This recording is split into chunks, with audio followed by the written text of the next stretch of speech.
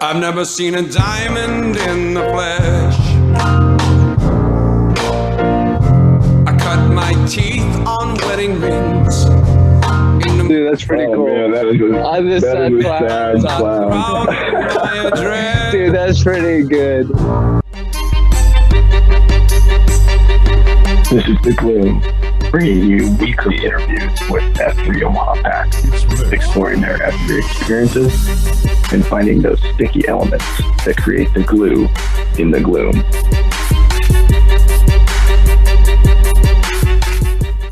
Oh, the nerves are shaking. I wish you could see the video, man. He's good looking, and he's got a personal mission to make other men blush. He will either do compliments or hug to get you to do that. And man, I've just become good friends with this guy. I'm just excited to talk to him and get his story out there. But this guy was a leader for us at the Messhall. It's helping with some of the West Sector leadership duties, and I think he's good with Christmas lights, but I don't know. We'll have to figure that out, or maybe just lights in general. But our man Griswold is on today. Man, how you doing?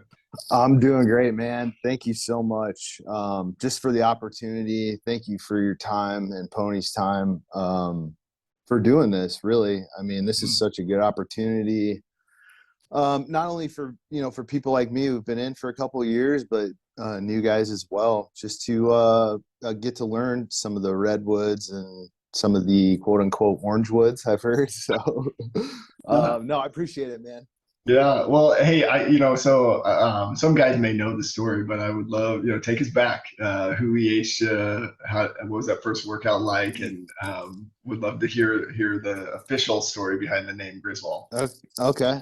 Yes. So the EH part, it goes to wide right, and it was something that we had grappled together. We'd done jujitsu for a couple of years together, and he kept mentioning, hey, I had just an awesome workout this morning, and I never, he never like expanded upon it. It was just, I just crushed this workout, this and that. And I followed him on Twitter for a while, and I remember seeing his post that it was his VQ or something, and that it was grappling or wrestling and jiu-jitsu focused or something like that. I can't remember exactly what the terms he used, but of course I was like, hey, what is this? This sounds up my alley. And I was going back and forth with him on Twitter. I was like, am I going to survive this and that? And he's like, yeah, for sure. So it was his VQ. It was at Top Rope. It was August 26, 2020. So kind of the, summer of COVID, if you will. And yeah, so the first workout, his VQ, it was Top Rope. We did a bunch of like goofy stuff that I've literally never done since his VQ. The whole workout was right in the front of the building. I think maybe we took a lap around the building, and then everything was right in front of it. It ended up being part of it was a group grinder. And I specifically remember I had Othello and also Honey Stinger in my group. So, I mean, if your first day and if you got those two guys in your group, you're going to be probably one that comes back. Yeah. So, but yeah, so it was a great workout. And Griswold for my name. So I still do this, but I've changed focuses a little bit since then. But one of my main focuses in my job is bid and spec commercial and industrial lighting. So looking at blueprints, helping contractors stage any type of lighting projects and things like that. So that's how I got the name Griswold. I have no idea who said it.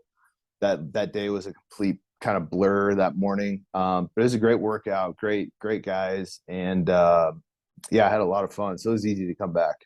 Heck yeah. And so jiu-jitsu, my favorite memory of that is I feel like you and I were on a pre-run one time, and you told me I needed to try it because I may just benefit from getting my ass kicked. I do want to know, so from a fitness perspective, I mean, was the workout challenging or like, how was it?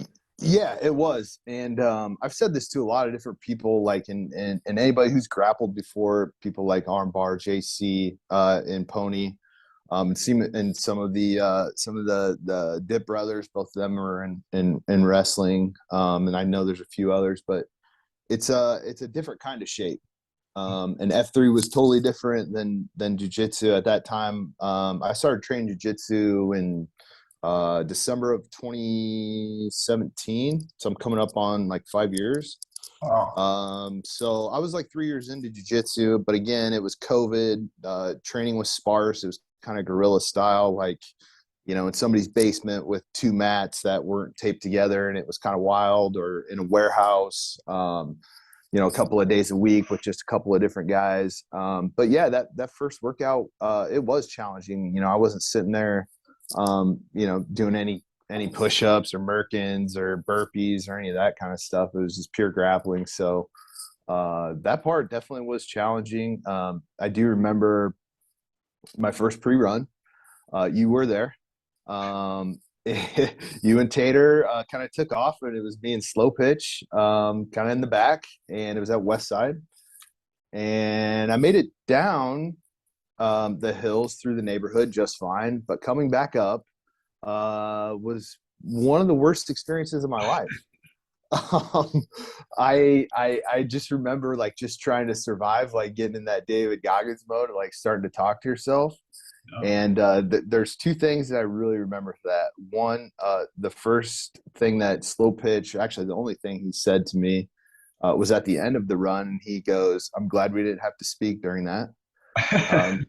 So that was good. And the second thing, which went unspoken but has kind of become something really, really important to me that I've learned from F3, is picking up the 6.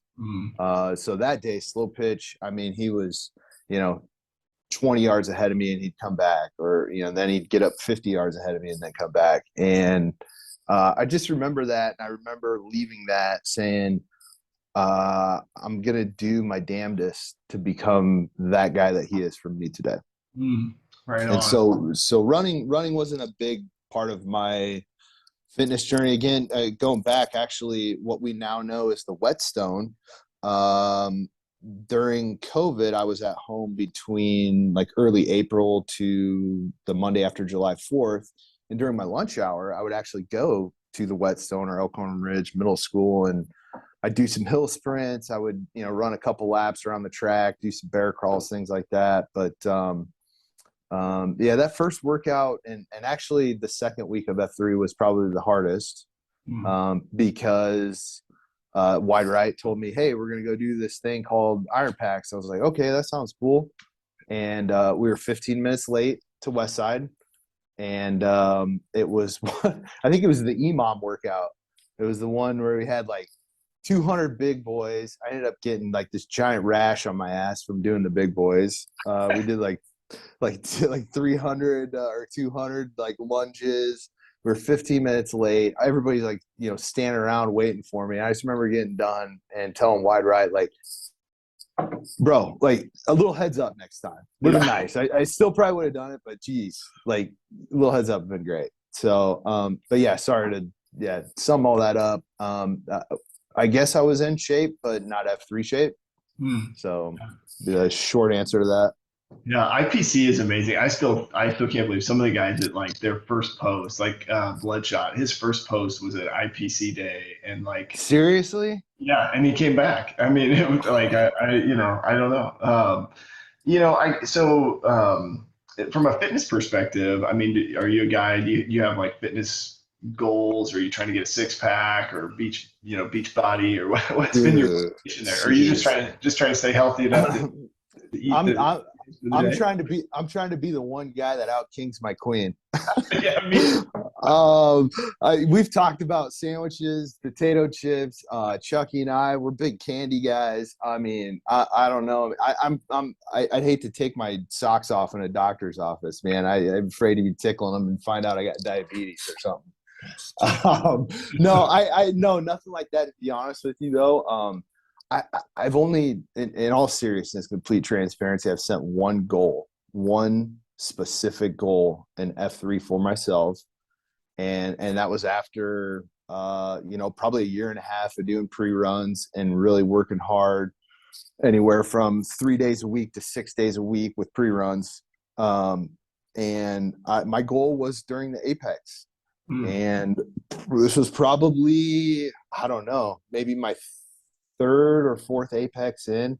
I was just like, I'd really love to hit like a 7-minute mile pace for 2 miles. Like, I had never done that before. And I'm not a distance guy. I know 2 miles isn't too terribly long, but it's still a distance run. And that was my goal. And I hit it once and I was like, cool, that was it. But after that, no, man, I really haven't put any specific goals on myself. I kind of fall in love with the work, and that's my trophy for doing it. Yeah. No, I love that. And everybody's different. I can't set too many goals or I'll get fixated on it and get pissed when I don't meet them. But, so Wide Right, he's a great dude. And I know we all miss him, but he brought you in, right? And so you kind of went around with him for a while. Yeah.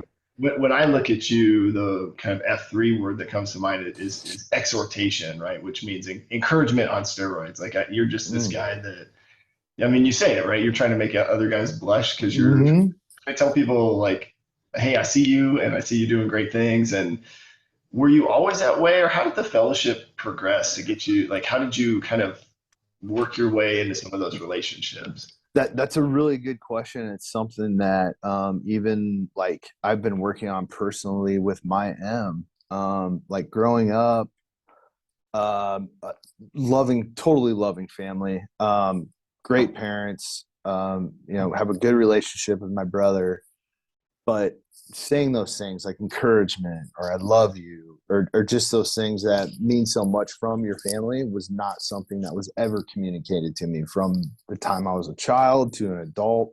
It's actually only recently, I'd say, even since my kids have been born, that when I leave a family dinner or something with my family, that my mom says she loves me. You know what I mean? And so now, being with my wife, we've been together for 15 years, married for 13, and her family is the exact opposite. And every time we're there and we leave something, it's I love you and hugs and this and that. And so that was like really hard for me.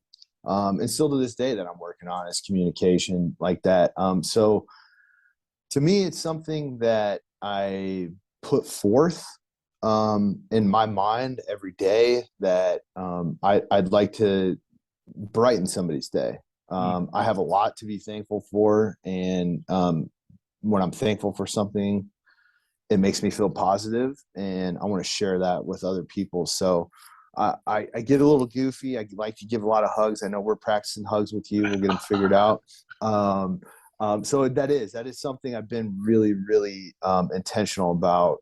Again, with communicating mentally and physically with that. So, yeah, and it's been helpful, I think, getting me out of my comfort zone, right? Because I don't even know how to hug very well. What I've started doing is I just hug everybody. When we go around in the circle at the end, I'm not giving fist bumps anymore. Everybody gets a hug. That's how it goes, man. No, that's awesome. So you feel like just with that mentality, then it's pretty easy the second F or the fellowship piece was pretty easy for you. Yeah. Where did you find it? No, the second F for me, again, I mean, this is going to be not anything earth shattering with everybody else that's been on the Gloom, but that's what keeps everybody coming back. There's so many people. I mean, when I first started, I was kind of hanging hip to hip with Wide Right, and it was, he's not going to go anywhere other than 5 minutes from his house. So it was me traveling to West Side, pretty much every week just so I could go out and get with him. But a lot of my stuff started there, and getting to know all those guys in that kind of sector, and then obviously with the amount of growth we've had in the West, both North and South. Has just been tremendous getting to meet, all these guys. I've got to reconnect. One of the guys in my shield lock was somebody, I used to work with, and we've reconnected through F3. The other guy in my shield lock has been somebody that I've tried to get hip to hip with, since I've just been noticing how much he accelerates and how much he pushes me. And just in general, there's just so many guys around that it's so easy to let yourself, get inspired by all these people. You know what I mean? They're just, it could be just one little thing they do or say that, how do you not take it and better your own self from it, No. And is that, you feel like coffee pre-runs kind of the typical, where are you finding the best place? Yeah. So a lot of the coffee stuff for me has been difficult until fairly recently. Like now I'm going to coffee almost all the time. Both my kids are in elementary school. I'm the morning guy. I'm the morning shift guy. So I get the kids ready. I get breakfast going. I get lunches packed. I take them to school, and then my wife has the dinners and pick up and all that stuff. So for me now, it's like spending, I don't get to work till, I don't know, 8:30 or something like that. But before it's like, and I'm in operations too, so I got to be there. I don't have time for coffee. Some of the places that I travel to, especially on Tuesday with the mess hall, was 100 blocks from my house. It's a 15-20 minute drive after the workout. So how much time do I really have to spend? But to answer your question, definitely pre-runs, and definitely coffee. I mean, even again, I know people say, everybody's got 5 to 10 minutes. And if you do, you just find out, like, I don't know what it is. It's like everybody just gets that ego wiped from them, during a nice workout, and then you're chilling around having coffee and shooting the breeze a little bit, and that's kind of where the magic happens. Yeah, tell me, because I know, like with IPC, there's an extra layer of fellowship, right? Because most guys are just on their back by the end of that. Is that the same with Apex? I mean, what's the fellowship like when guys come out to do Apex? Dude, I mean, again, I think a lot of it is what you put into it. I think you can make any beat down that you're at as hard as you want to. I think you can make Apex as hard as you want to. I know for me, after the first couple, like first one, you're going out there and you're trying to just, go ballistic for every single, exercise and every single challenge. And that after a few of them, maybe you kind of focus a little bit on one thing that's specific. But I think just going out there and seeing a challenge in front of you, and some people may not look at that as beatdowns, but when they get to Apex or IPC or something like that, now we got something specific. Now I know what it is. Is it timed? Is it reps based? This and that changes people's mindset. And I think that when people do that and they have that mindset going into something like that, it does add that extra layer, just saying that, man, I completed this thing. I did this. Maybe I did it faster than what I thought I was going to do. Maybe, like Apex specifically, maybe I did more team Merkins in 2 minutes than I thought possible. Yeah. So those things, I tell you, man, that's what I do. I've never been one of those guys that has ever cared about my time. There's people out there that they got to know their time. They got to know how they stack up against other people in F3 Omaha, where they land on the Apex list. None of that has ever mattered to me. Just going out there and just doing that challenge and seeing other guys do the challenge. Like I remember we got Muffs to do an Apex at Mission Forge. Dude just absolutely crushed it. And I feel like part of him was maybe like, I don't know what, like in the parking lot, like we were doing the intro, he's got that look on his face like, I don't know what the hell I'm doing here. You know what I mean? But just seeing those guys like do that, catch up this year, specifically in IPC 2022, absolutely nobody inspired me more than that guy. I mean, dude just absolutely came out and crushed every single IPC there was this year, and also helped proctor some of them. So shout out to Catch Up, man. I love that guy. Yeah, Apex is so funny. I did it one time, and I heard a little bit of strategy from you there. Like, don't try to go hard on all of them, because that's what I did. And then basically, I realized, fine, Chernobyl's the king, and I'll just, and I guess now Black Lung, right? So I'm like, whatever. I did it once. I need to go back out and do it again. But I still own one record. If we're going to talk about records, I still got one record, and I think it's the hardest record out of all of them. That's the sprint hop carry. oh, really? Okay. My record is 1 minute 31 seconds. So if y'all like to beat some times, come out there and beat it. 131. There y'all go. Good challenge. I love that. What's so I think what's really cool too about F3 is we, like you're saying, with the challenges and first F, second F. I mean, we're open to all men, right? And we're really trying to do that in the different types of workouts that we offer, and we also do that with kind of how we view faith. And I know some of your story, but just curious if you would share kind of your journey, and I'll call it maybe your journey, spiritual journey, or your faith journey, because I think there's some overlap there. But would you be willing to share with the guys kind of what you've been? Yeah, absolutely. I guess we'll start. This has been quite some time, but I have suffered from severe depression through a shorter part of my life, mainly in my early 20s. Failed suicide attempt. Spent the better part of 3 weeks in Richard Young, which is no longer around, but for those of you who may know it, scary place. And I'm also a former addict too, former drug addict. So those things, I haven't come out with the addiction I have, just because other people seem to talk about. It's not something I lead with in a conversation, but definitely not something I shy away from talking about. Until recently, the failed suicide attempt hasn't been anything I've talked about before. It didn't come up and didn't seem appropriate at any other time until lately. Some of the mental health stuff has really come forth. And so I feel like in those kind of situations, if I don't share, I'm doing a real big disservice to that person or to whomever that might be. But it's one of those things for me that I look back now, especially with my severe depression. It's hard to even recognize who I was at that point in my life. I don't know, what exactly kicked it off. I don't know what had changed in my life, what got me to that point. All I know is I got there.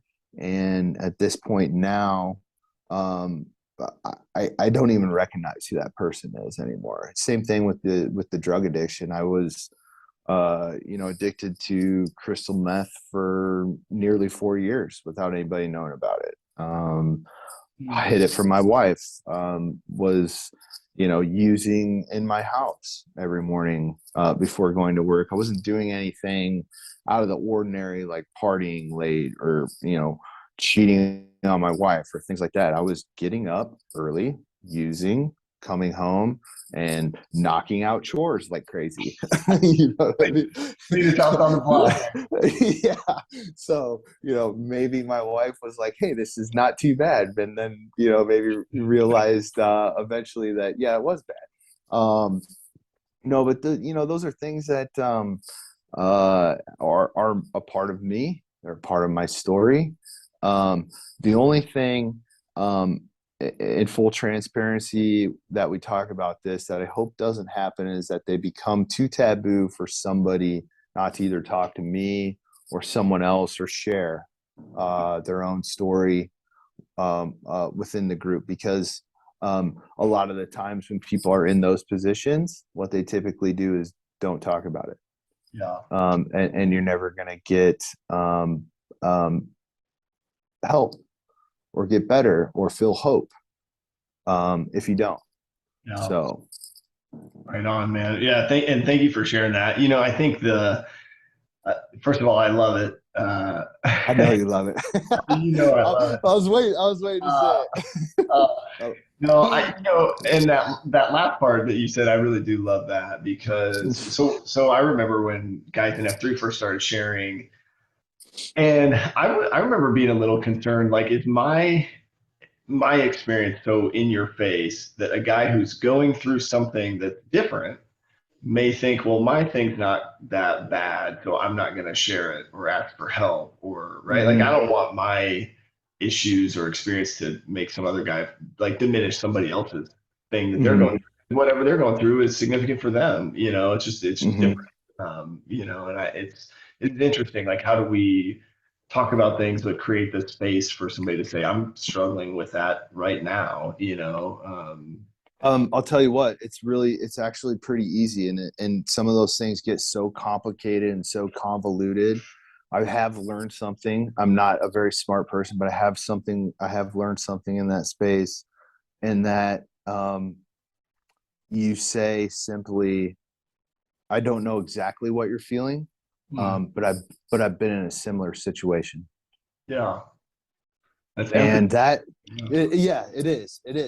And going back earlier, talking to my wife about feelings and things like that, she has asked me on numerous occasions if I am a serial killer, because I tend to lack empathy, which I don't lack empathy, I'm just not good at communicating.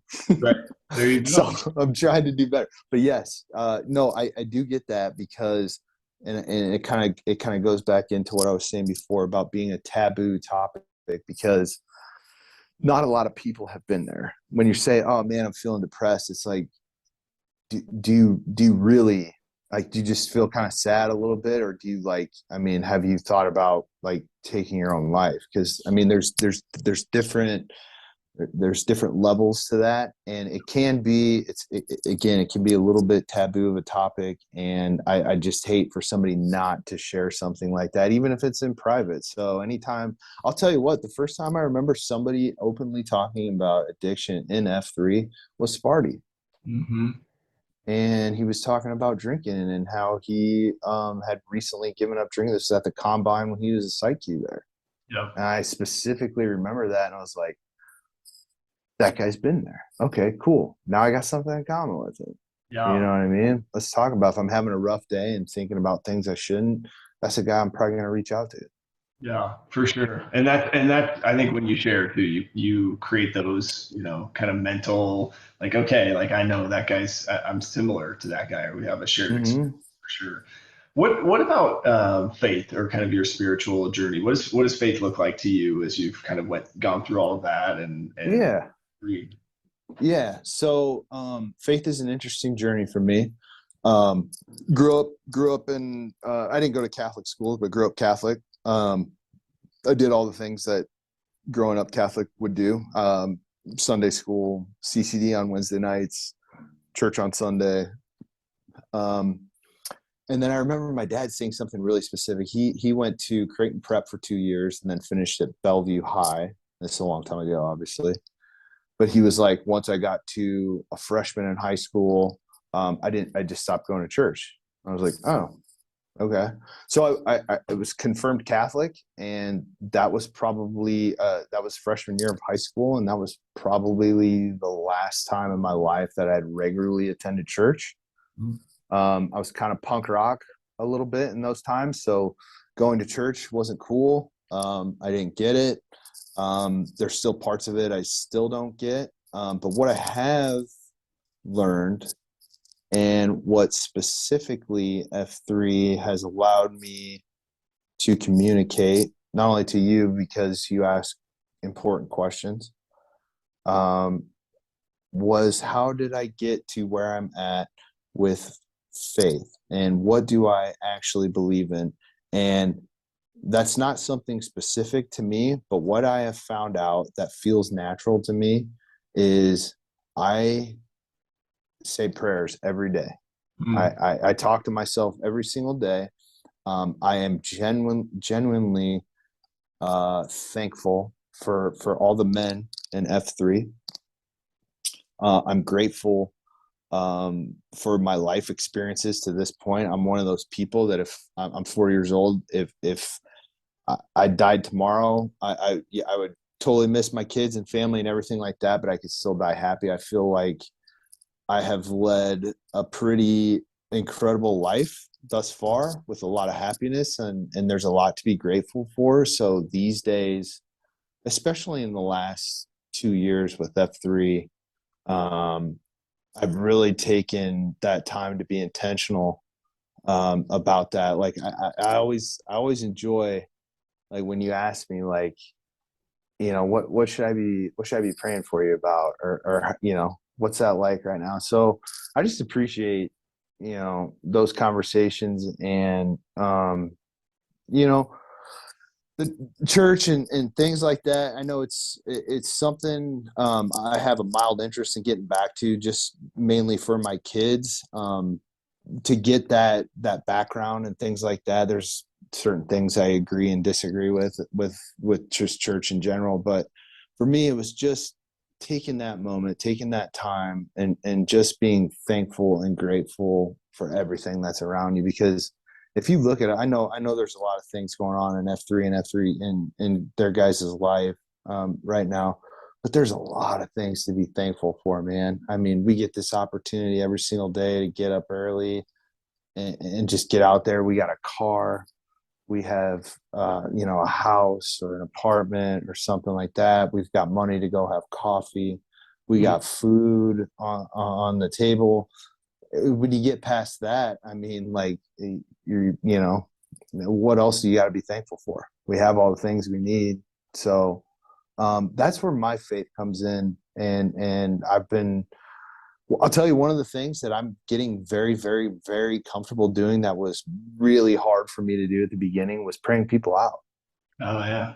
I'm telling you, that was, to me, scarier than even a VQ or coming up with a workout or delivering a COT.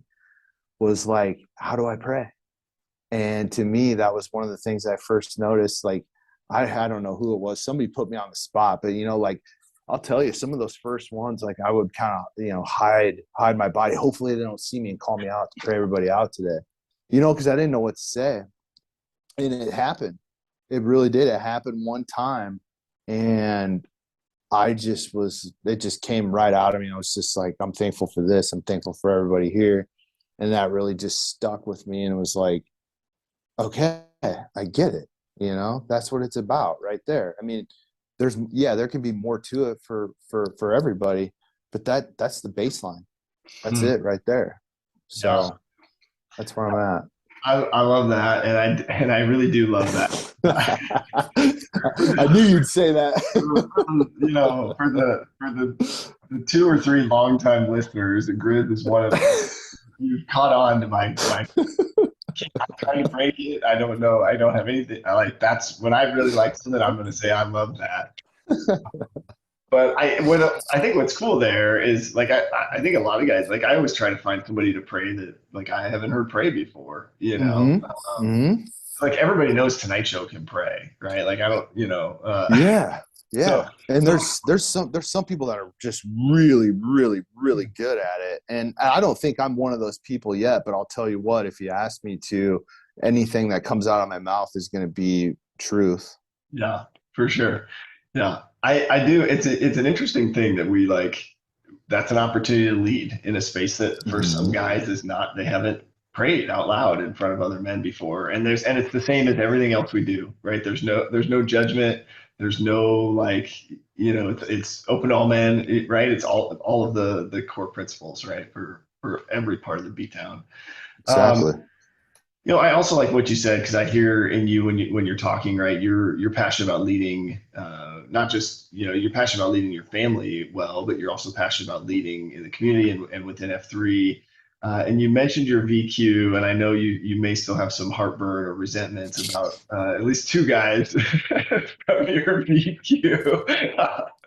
I wonder if you would love to just hear kind of in the vein of leadership. Oh yeah, I love telling this story. In fact, if I hope he's listening right now. No, so my VQ, It was October. It was what do we call them? Boo on the queue or something Boo like week. that. It was Boo Week. There's secret. Yeah, Yeah. secret queues. Yeah. So I was Sunday, 7 a.m. at Workville. And this was the old site at Aldrich. And it actually started out with you pairing me up with, I think it was slow pitch. I'm pretty sure it was. Brazilian. It was slow. No. It was originally slow pitch, and slow pitch had something come up, and then we changed it to Brazilian. So I hadn't actually, I don't even remember if I even met him before, but we were talking and going back and forth, and I'd already been through freaking iron packs, and I was like, okay, I mean, I could come up with just one of these ridiculous VQs, but then it struck me, I was like, gosh, I've been to Red Wings a boatload of times already for the Murph.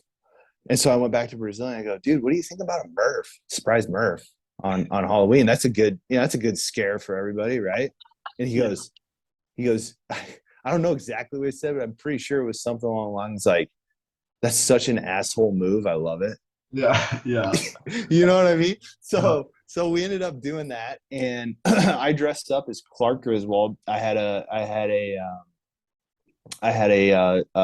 sweater on. I had a tie, a shirt, slacks. I had my Santa hat on, and a Brazilian dressed as Cousin Eddie with the robe. Nice. And that was about it, and the shoes, and drank a Miller Lite and had a cigar for the Murph, which I think was completely impressive. He had it the whole entire time. Yeah. But yeah, to get back to it, we had two guys. I think for sure it was Ponzi. I know for sure, shocker that he left a Murph. And I can't remember the other one. I think it was Roll Bar, maybe. Which Roll Bar I know has done Murphs before, so maybe he was just trying to make Ponzi feel like not such a big of a wimp as he was. But yeah, and then the other thing that really stuck with me about that, and what they left, first of all, in somebody's VQ, but then we go to coffee at Karma after that, and he's sitting over there, glad handing everybody and having a gay old time. And I was like, bro, what the hell, man? And he was like, my costume, something, this or that. I don't know what he was saying. I wasn't listening, but I was like, whatever, dude. Yeah. So, I love that. maybe a little resentment, maybe. I don't know. We'll see. No, that's, I like that story. I do like that you chose for your VQ. Tell me a little bit about leadership though. Like, as we, so we're a, men's leadership fitness group, right? We want to reinvigorate male community leadership. I mean, from your perspective, how are we doing with that? What do you see as well, or what should we be focusing on doing different? What we're doing well, giving the guys opportunities to be themselves, to be creative with VQs. I know it's kind of a running joke lately in the last year, but I'm not kidding you. Some of the hardest beat downs I've been to in the last year and a half have been VQs. I mean, these guys are coming out and just absolutely crushing people. But giving them that opportunity, and that really kind of is that next step.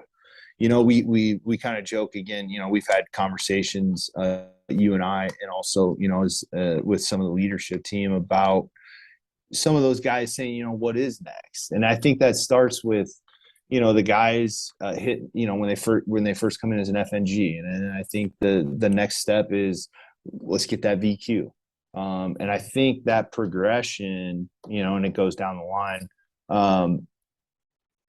That's where we get to hear their stories, which is something that resonates more than the workout itself. Mm-hmm. Okay, so I think that some of these guys, and that's why I preach a lot of the time. So if you go back and to your question, saying what can we do better, I think we need to focus on getting some of these new guys on the cues more. There's a lot, dude. There's a lot of guys I've seen for the first time. Yeah. There's a lot of guys that have been posting for a few months that I've never been to one of their workouts. And with my transition from former site Q into sector leadership, my focus has changed, and now I'm specifically looking for that. I know we got stripes. What is that, Thursday this week? Thursday. Yep. We just had our boy Mr. Deeds, who crushed his VQ at Coronado yesterday. Though I got to hear from those guys, man. You know what I'm saying? I got to hear Mr. Deeds' story. You know that guy. You know his background. I need to hear that story. Everybody needs to hear that story. I don't know Stripes that well. I can't wait to hear his COT. I can't wait. You know what I mean? But yeah, we are the formula we have. It works. Okay. If it didn't, we wouldn't be where we're at right now. Yeah. If that makes sense. We got a lot of guys that are interested in it. There's a reason they keep coming back.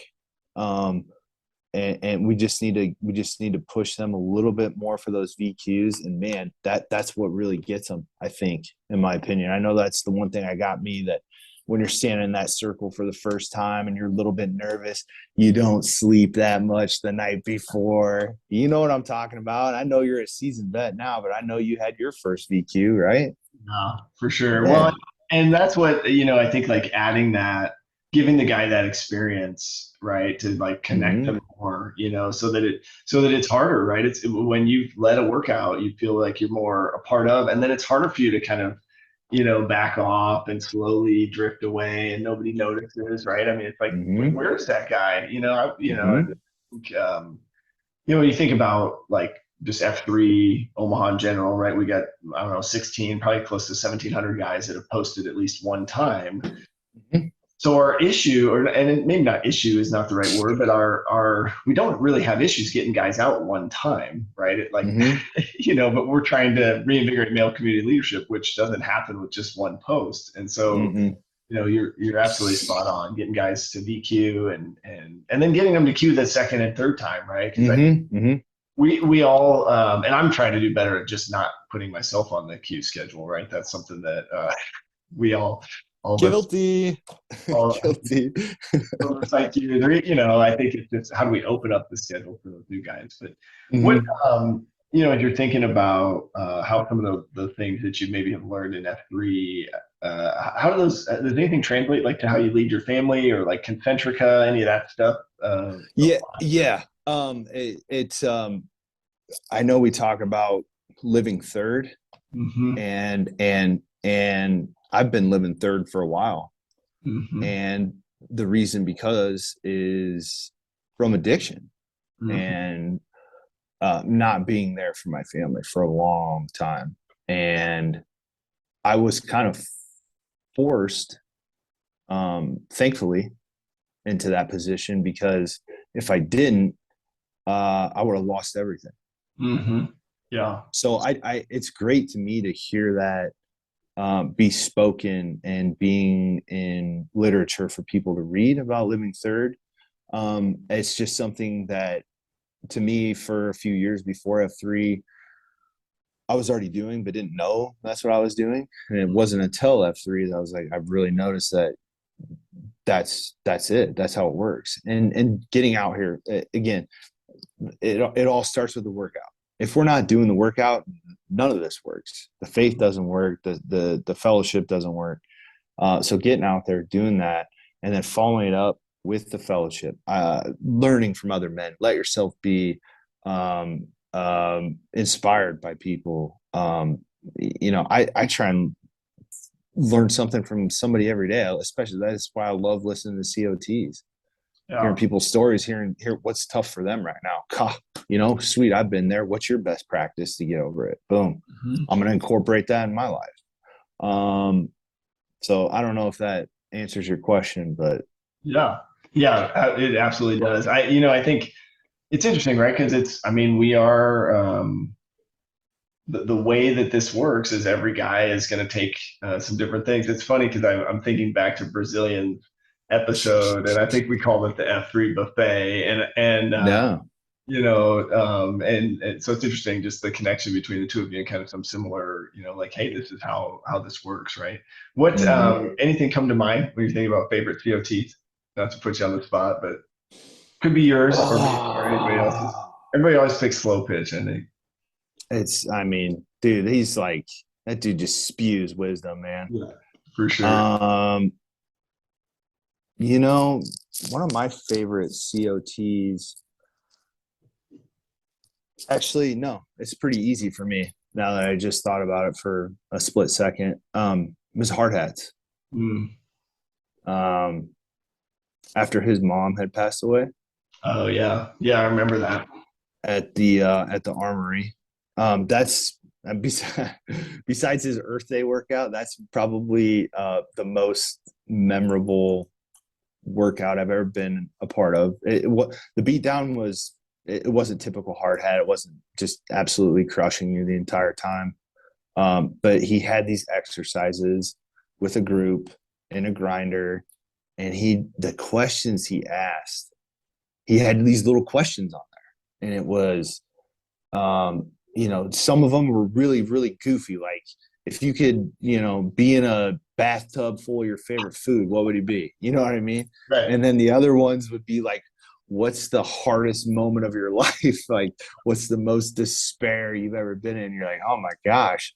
But what was cool was that nobody was apprehensive about saying their answer, whatever the question was. Obviously, there's icebreakers with the easy and funny ones, but getting to those other ones. And again, man, that's why it's so important to keep these newer guys at the forefront, because we got to hear those stories, man, because that's just what keeps it special.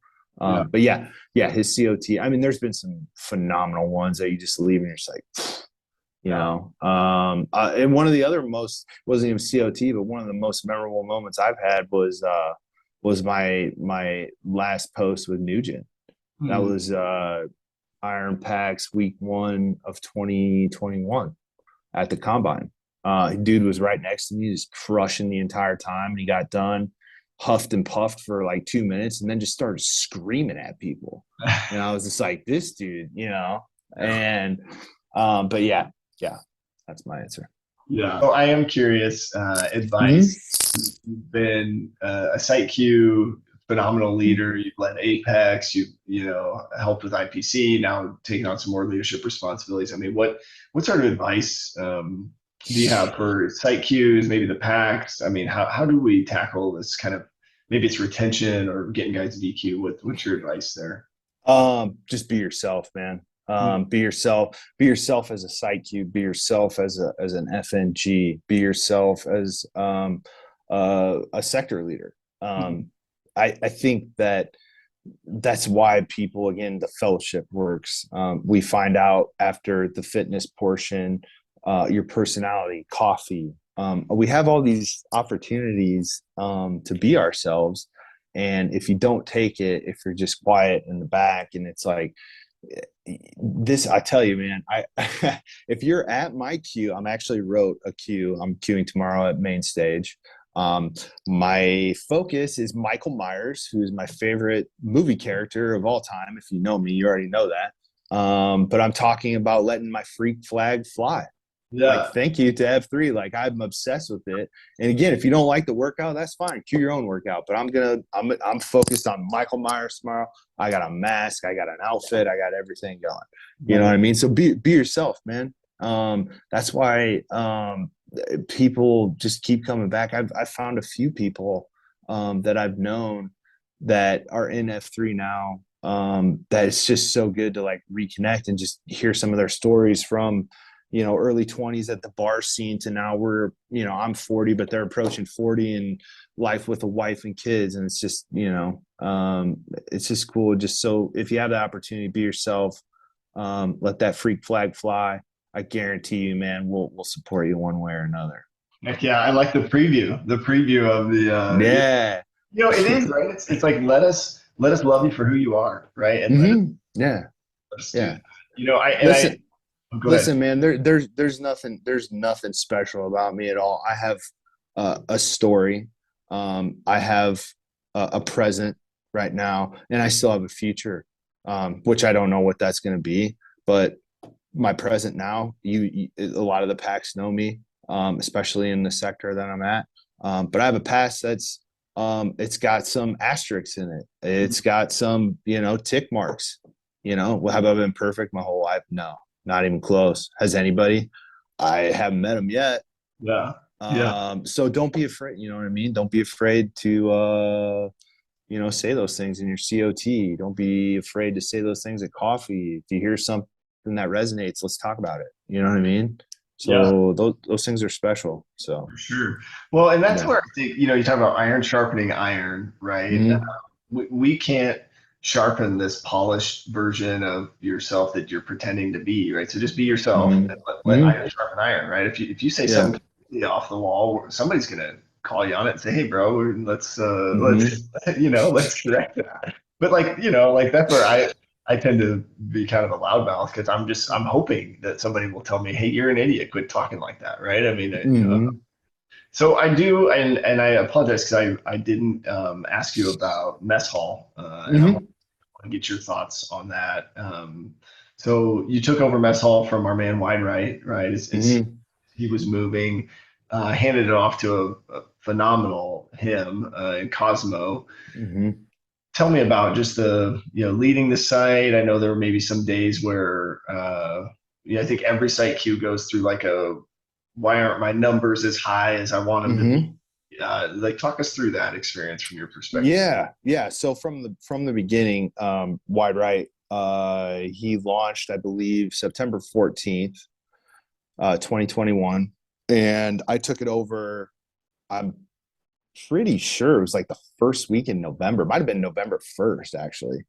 Hmm. But he ended up. So at the time, I knew that he had interviewed for his job in Beatrice, and it was kind of like one of those things that like, oh, cool if I get it, it's super good opportunity. Why wouldn't I? At least throw my name in the hat. And nothing really materialized for a couple of months, and then it was like, okay, second interview, and okay, now they might have an offer, and things progressed, and then he accepted the role, and he had just a tremendous amount of stress on his hands as anybody would. He's got, a new baby. He's got another young child under the age of, I think, 6 at the time. And he's got a wife, which, what's her job going to be? Where are they going to, what is she going to do? And to move all that into a new city that they're unfamiliar with. Hmm. And I saw some of that weighing on him a little bit. And he had a very full plate, and he had to start traveling more to Beatrice. And so I just recognized that just, he's one of my best friends in the world, and just talking to him every day. And I just noticed that that was wearing on him. And I just simply asked, I was like, hey, I know you're going to have to give this thing up eventually. If it helps you, I'd be more than happy to take it off your plate. I know it's not a whole lot of responsibility, but it's at least something. Like if he's not going to be there on Tuesday, he's like, oh, you don't have to worry about that. Don't worry, I'll take care of it. So we did that again.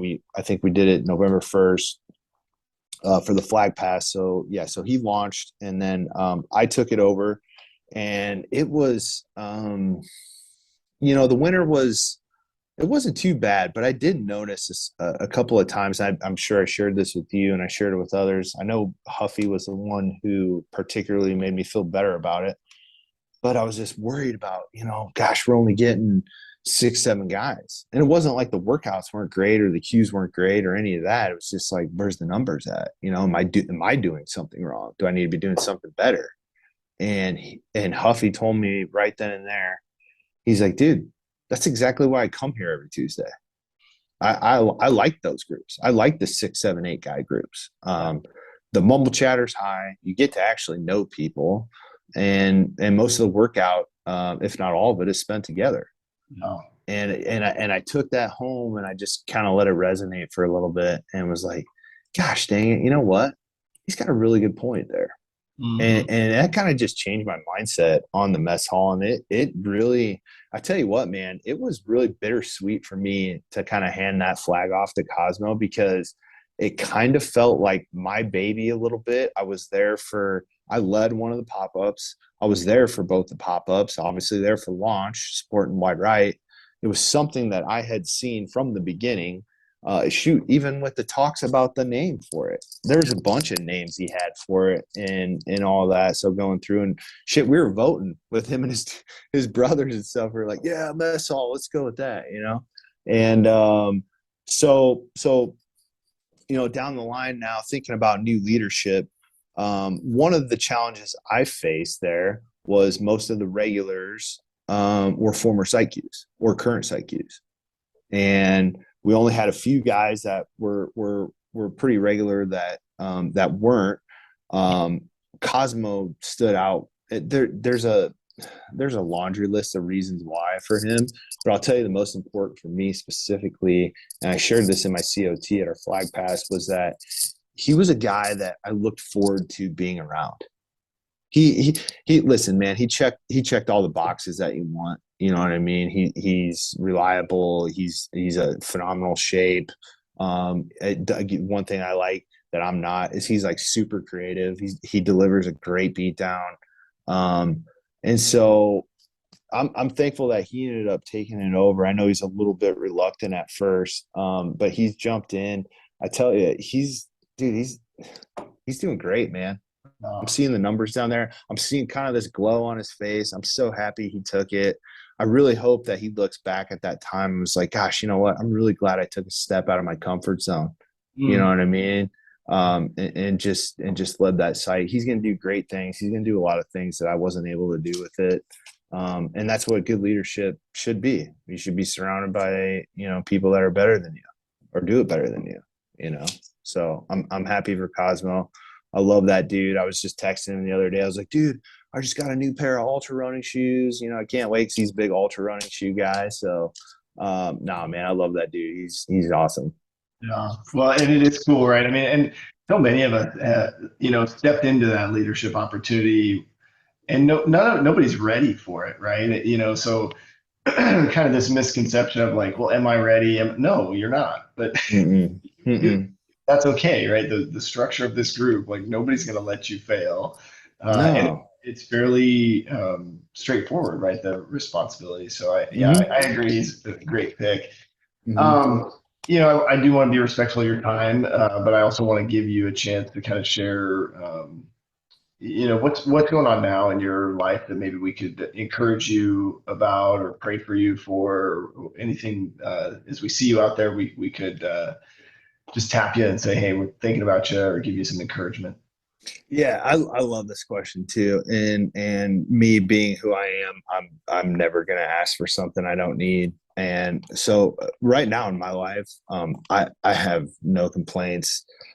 I have happy kids, healthy kids. My wife is happy. She's in her new role, doing well. Work is going good for me. But the one thing that for me that if I can ask for is just to keep that energy high so that I can keep using my strength, which I think, like you talked about earlier, which is high encouragement for guys. And just to keep that going. Again, it's something I've been intentional about.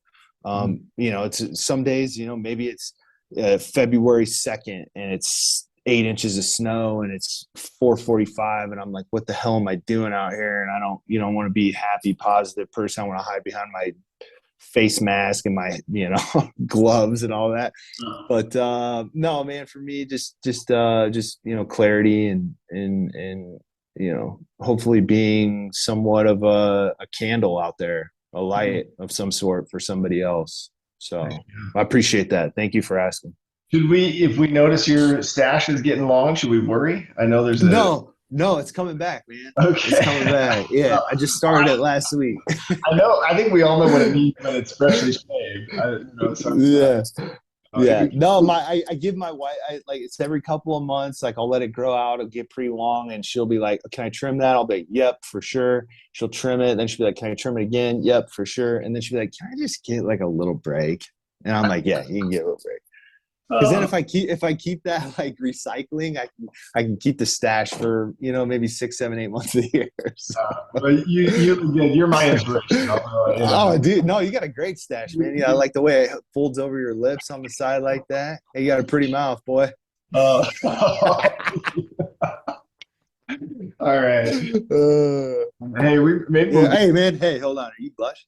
Are you blushing? no, Right? Yeah, you are. But that's my kids issue. I don't know. I'm sure they love you, man, and this has been great. And Mhm. I think you mentioned it, but I just want to reiterate. I mean, if a guy is out there dealing with anything that maybe they heard or identified with from your story, I think even what you shared about your family growing up is, Mhm. Mhm. I think a lot of guys can identify with that as we're talking about Concentrica and Q Source and like what were your parents like, but I hope guys heard you say or offer to connect with you because I know you're always encouraging and always a safe place just to bring forward those thoughts or Would ideas. love it. Would love it. Would love it. I relish an opportunity like that. Again, I won't probably be the first one to just come out and blurt my story out. I know I've talked about my addiction a little bit, but if that opportunity arises for something else, again, I approach those topics as more respectful of the other person rather than what I've done myself. But so yes, please, thank you for putting that out there. All right, brother. We'll do a little Namerama. And Pony's not here. If you didn't notice, it wasn't just me controlling his mute button today. Mm. He's not here, and it sounds like Pony and Griz are due for a grappling match. Is that?